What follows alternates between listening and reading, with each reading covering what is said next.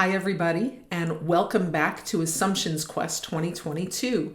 Happy Monday. This week, my focus is going to be on 4 assumptions.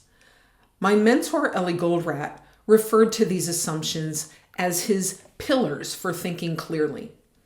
His premise was that we needed to overcome 4 obstacles to thinking clearly in order to have a much better chance of living a fulfilled and meaningful life.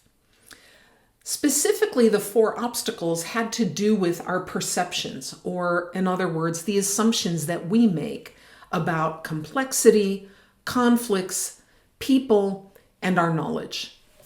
And because we celebrate Martin Luther King today, I thought I would start with the obstacle associated with our perceptions about people. The obstacle specifically is our tendency to blame.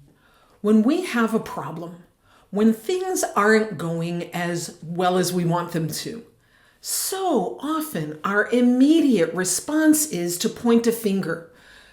Who's accountable?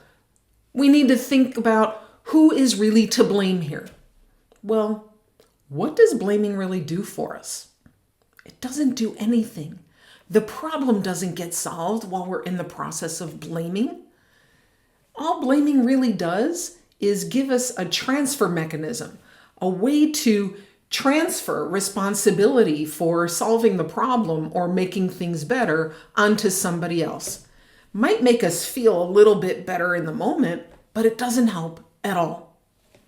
If we really want to solve the problems that we face, if we really want to live our lives and achieve our purpose, we're so much better served by this assumption.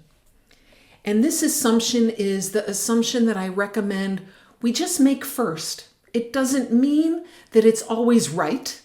It just means it's the starting assumption. And this assumption is people are good.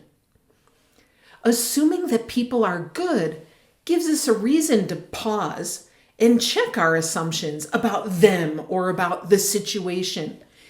Gives us more energy to actually go work on the solution. Maybe even collaborate with them to find a win-win. This question helps me when my inner blamer is triggered. And the question is, why would a reasonable, rational, decent human being behave that way? Now, it may be that they're really incompetent or a jerk or even evil. But what if it's something else? I'm not implying that we should put up with bad behavior. I'm simply saying that if we start with the premise, if we start with the assumption that people are good, then we have a much better chance at finding a solution. Not just a solution, but a win-win solution. So thank you for these couple of minutes. I'm glad that you spent it with me. I wish you a wonderful rest of your day, and I wish you well in your own assumptions quest, and hope to see you tomorrow. Thank you.